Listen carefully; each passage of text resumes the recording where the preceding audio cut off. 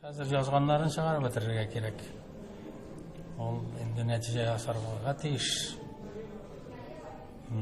55 еллык хезмәткә.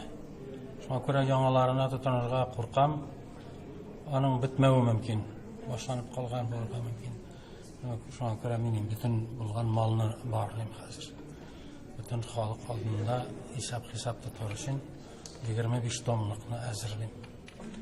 25 том инде ул әзер. Компьютерда аның өчен хәзер бары тик матди ярдәм кирәк.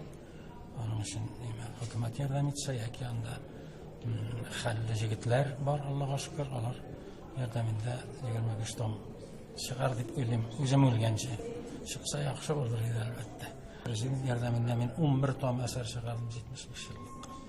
11 том әсәр ул инде язучыларның берсенә дә эләккән юк. Ул 1 ел эчендә чыккан китаплар. Шулар арасында Коръән аятларының татарча мәгънәләренең 5нче басмасында президент ярдәмендә чыгардым. Шуның үстенә президентның теләктәше белән без 2 фильм төшердек. Берсе аның нәфис фильм Тукайга багышланган, икенче бөек кешебез Рудольф Нуриев турында документаль фильм. Алар чыкты икесе дә. Инде хәзер президентка гына кертәсе калды аларны. Китаплар белән бергә. Әкрен эшләнә инде ул катабада бөекләребез турында фильмнар булырга тиеш.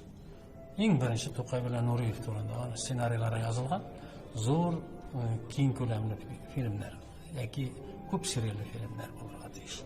Аның өчен әлбәттә акча кирәк. Аның өчен әлбәттә хөкүмәт ярдәм итәргә тиеш.